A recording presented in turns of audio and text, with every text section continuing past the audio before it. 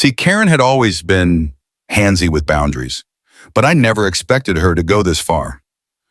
Fabricating paperwork, lying to county officials, even roping in her soon-to-be husband like she was gifting him a lakefront wedding present. But what she didn't know, what she never bothered to check, was who really held the title. Let's just say her little lake heist would end in a courtroom with a $3 million slapped to her wallet in a public meltdown that still makes me smile. But to understand how we got there, let me rewind to the moment she crossed the line and stepped right into my trap. I moved to the outskirts of town for peace, open skies, my own land, and the kind of silence you don't get inside city limits. My ranch sat on 40 acres, just beyond the jurisdiction of any meddling HOA, or so I thought. Turns out, 3 months after I bought the land, a new community association popped up down the road, a luxury housing development, just within view of my East Ridge. And with it came Karen. She didn't introduce herself like a neighbor. She arrived with a clipboard, an attitude, and a branded SUV that said HOA security, which, mind you, doesn't exist. She asked about my fencing, then my livestock, then oddly, about my lake. "It's such a charming little feature," she said, scanning it like it was a showroom model. "Do you lease it for events?" I told her no, it was private, fed by an aquifer I'd tapped myself, stocked with fish I raised. Not for rent, not for show, certainly not for sale. She smiled like she hadn't heard a word. 2 weeks later, things got weird. A landscaping crew showed up, not mine. They said they were here to clear HOA-owned shoreline access for a wedding. I laughed, then told them to leave. They didn't, so I had them trespassed. The next morning, a sign appeared on the far side of the lake. Private access, residents only. And next to it, a gate, installed overnight, with a padlock. Karen claimed it was in compliance with updated neighborhood zoning. Mind you, her development sat across the street, not on my land, not even touching it. I called the county. They had no record of any zoning change, no permits, no transfers. But by the time I drove home that evening, her fiancé was standing on the dock, my dock, casting a fishing rod like he owned the place. I confronted him. He smirked, said Karen had gifted him the lake as a surprise engagement present. "You're welcome to use it too," he added. "Bob, wow," he added, "if you get her permission." I felt my jaw tighten. That was the moment I knew. This wasn't over some miscommunication or paperwork. It was a setup, a power play, and it was about to get worse. Because the next morning, right as I was calling my attorney, I saw the flashing lights at my gate. Karen had called the cops. She claimed I'd threatened her fiancé, but that was just the beginning. The deputy stepped out of his cruiser with a tight jaw and a tired look in his eyes, like he already regretted being dragged into this. "Sir," he began, "we received a report of harassment and trespassing." I blinked. Trespassing? On my own lake? He glanced at his clipboard, then squinted toward the water. Sure enough, there stood Karen's fiancé, again, lounging in a fold-out chair on my dock, sipping champagne like he was on a honeymoon. "Apparently," the deputy muttered, "she claims you broke into his property and issued verbal threats. I led him straight to my deed, my surveys, my water rights. Everything was in order, precise, legally documented, and dated years before Karen ever showed up." He nodded slowly. "Yeah, figured something wasn't right, but I still have to file the complaint." I could feel my blood boiling, but I kept calm, because this wasn't just about my lake anymore. It was about her pattern. Karen wasn't new to this kind of thing. I started hearing stories from other neighbors, how she fined one for installing a bird feeder, another for using non-HOA approved mulch. But this was beyond petty. This was orchestrated theft. She filed paperwork, fake paperwork, with the county assessor, claiming shared access across multiple parcels, including mine. She used HOA letterhead and claimed the lake was a community resource. Never mind that the HOA didn't own the land, and I wasn't even part of the community. One day I returned home to find a floating barge anchored near the center of the lake. It had lights, a Bluetooth speaker, even a damn ice bucket. Apparently, Karen's fiancé had invited guests over for a private sunset cruise. I nearly lost it, but instead of confronting them directly, I started documenting everything. Photos, videos, copies of every phony notice she posted on the community board about lake access rules. Even a recording of her telling another neighbor that the lake was a wedding gift and off-limits to outsiders. She'd really lost the plot. Then came the drone. Yes, Karen's fiancé launched a drone that hovered over my back porch, for security reasons. He claimed it was monitoring wildlife near the lake. I filed a complaint. The HOA attorney sent me a cease and desist for reporting them. I was starting to wonder if I'd accidentally bought land next to a cult. To make matters worse, Karen held a community lake blessing and invited everyone, news crews included. She didn't mention me, of course, just went on about how her fiancé had revitalized the lake and helped bring new value to the community. I watched from the hilltop with binoculars and a growing smile. Because I knew what she didn't, I had just finished filing a legal motion. See, while she was busy pretending to be Queen of the Water, my attorney and I were working behind the scenes. We uncovered forged signatures, false declarations, even a hacked notary stamp. And then, my favorite part, we discovered the paper trail leading straight to Karen's real estate trust. Turns out she'd tried to quiet claim deed my lake to her fiancé's name, illegally. When I finally confronted her with a formal letter, she responded the way she always did, by doubling down. Your energy is very aggressive, and she told me, standing behind her iron gate, arms folded like a suburban pharaoh. If you can't cooperate with the association, we may need to escalate. Oh, I'm escalating, I replied. You'll see. And that was the moment it all shifted. Because while Karen was busy playing queen, I was gathering signatures from every neighbor she'd harassed, fined, or threatened. We weren't just filing a lawsuit. We were launching a class action. $3 million in damages, fraud, trespassing, defamation, abuse of authority, illegal use of HOA funds, and of course, attempted property theft. The moment Karen received the summons, she dropped her wine glass in her driveway. But it wasn't over, because what she did next was downright desperate. She hosted an emergency HOA meeting in her backyard, complete with rented chairs, a microphone, and a ridiculous banner that read, "Keep our lake sacred."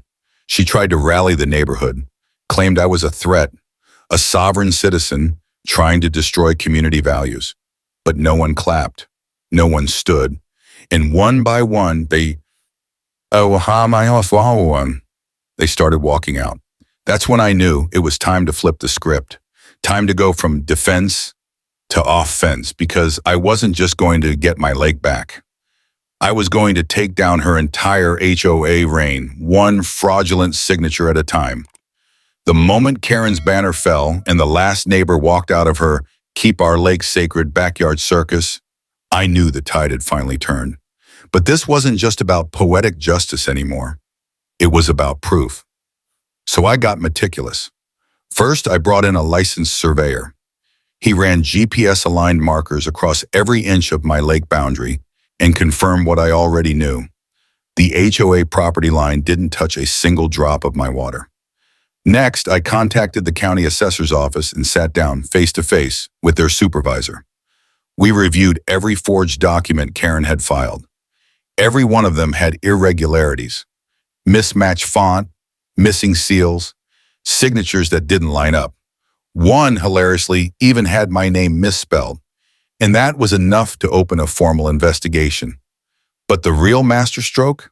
That came with the help of a quiet neighbor, an older gentleman named Tom, who'd served on the HOA board years before Karen took over. Tom had copies of original bylaws, emails from Karen's early campaigns, and meeting notes that she thought were long buried. He told me something I didn't know. Karen had never been legally elected. She forged just enough ballots to win during a transitional period when most homeowners didn't vote, and she'd kept control ever since using fear, fines, and fake bylaws. So we got strategic. I compiled everything: photos of the unauthorized dock, drone flight logs, security footage of the barge party, notarized statements from the landscapers she hired, even a video of her fiancé bragging about how the lake was theirs now. I sent the package to my lawyer. We filed a full civil suit, and not just against Karen, but against the HOA itself. That's when things got really interesting. Suddenly, her smug confidence began to crack. She started sending desperate group emails, trying to clarify her actions, claiming it was all a community beautification project. Her fiancé removed the dock overnight. The signs vanished. Even the drone disappeared. Too late. Because our next move wasn't legal, it was symbolic. I hosted my own meeting on my dock, invited every neighbor she'd wronged, gave them iced tea, folding chairs, in the best sunset view west of the ridge. We talked, we laughed, we signed petitions, and most importantly, we voted. Under HOA bylaws, the real ones, if enough members vote to remove leadership, it's binding. We hit quorum that night. The next day, Karen found herself locked out of the HOA admin portal. The board had been dissolved. Her authority? Gone. But I wasn't done, because while she panicked about losing her seat, I hit her with the final blow, a formal press release. We leaked everything to the local paper, the lawsuit, the fake deed, the illegal filings. They ran a story titled, HOA President Gifts Rancher's Lake to Fiancé, Faces 3 Minor Lawsuit. It went viral. Comments flooded in. Neighbors sent their support. A local news crew showed up at my gate asking for an interview. I declined, but I made sure they got footage of the community lake, now roped off and marked, private property. Trespassers will be prosecuted. As a cherry on top, I ordered a custom-made plaque and bolted it to the dock. Property of my name. Unauthorized use will be met with legal, financial, and emotional consequences. Karen didn't show her face for weeks. Her fiancé vanished entirely. Rumor was they broke up the same week the court scheduled our preliminary hearing. Funny how that happens. What started as an HOA stunt became a full-on unraveling of a suburban tyrant. And I didn't raise my voice once. All I had to do was let the facts speak louder than her lies. The courtroom was cold, silent, sterile. But when Karen walked in, heels clicking, sunglasses still on indoors, you could feel her illusion cracking. She didn't look like a confident HOA president anymore. She looked like someone who'd bet everything and lost. Her once flashy fiancé, nowhere in sight. Her lawyer, a fresh-faced associate from a discount firm. Mine, let's just say seasoned and very hungry. The judge opened the proceedings with a deadpan look. So let me get this straight. The defendant gifted a lake she did not own to a man she is no longer engaged to, using forged documents submitted to county authorities? Karen didn't even blink. But the courtroom did. The evidence hit like a slow, steady drumbeat. My deed, the surveyor's map, drone footage, email chains, and finally the county's own statement, confirming that Karen had falsified records and bypassed procedure using non-existent zoning codes. Then came the witnesses. Tom, the retired board member, testified about the rigged HOA election. 2 neighbors shared how Karen had fined them into submission. And then, to everyone's surprise, the landscaper she hired took the stand. He admitted that Karen paid him under the table, cash in an envelope, and told him the lake was already transferred to her fiancé. She even told him to ignore anyone who claimed otherwise. The courtroom went still. The judge leaned back, tapped his pen twice, then gave the line I'll never forget. Miss Karen's last name, I've seen a lot of overreach in civil court, but attempting to steal a man's lake for a romantic gesture, that might take the crown. The ruling was swift and surgical. She was ordered to pay $3 million damages, half of which would go to me, the rest to a collective restitution fund for the neighbors she had wronged. Her HOA presidency, officially terminated. Her access to community funds, revoked. And most poetically, the court ordered a public notice to be posted at the HOA clubhouse. This property is under new leadership. Former administration removed due to fraud and abuse of authority. And just when Karen thought it couldn't get worse, the judge added one final detail. She was forbidden by restraining order from coming within 100 feet of my lake, permanently. When the verdict was read, Karen didn't cry. She didn't scream. She just stood there, stone still, as if waiting for someone to wake her up. But no one did. She walked out of that courtroom alone, and I walked out free. Free from her power plays, her fines, her entitled delusions. But more importantly, I walked out knowing the land was mine again, and no one could ever take that from me. It's strange how quiet the lake feels now. No floating speakers, no drone buzzing overhead, just wind, water, and the occasional ripple from a fish breaking the surface. It's peaceful again, mine again. But more than anything, it's proof that sometimes the loudest people, the ones who bark rules, flash fake authority, and act like the world owes them, can fall the hardest when you fight them with facts. Karen thought she could rewrite reality, thought an HOA clipboard gave her the power to steal land, silence neighbors, and gaslight a whole community. All it really gave her was a lawsuit and a reputation that won't wash off anytime soon. Funny thing is, I never wanted a fight. I just wanted to be left alone, to live on my land in peace. But when someone tries to take what's yours with lies and paper-thin power, you don't just defend it, you make it a case study. Now the HOA has new leadership. The neighbors are rebuilding trust. And Karen, last I heard, she moved out of state without the fiancé or the doc. But the plaque still stands. Property of my name, unauthorized use will be met with legal, financial, and emotional consequences. Sometimes justice isn't just about what you win, it's about what they lose. And if you made it to the end of this story, comment "justice served" below, or tell me, what would you have done if someone tried to gift your lake to their fiancé? Because in a world full of Karens, sometimes the best revenge is paperwork with teeth.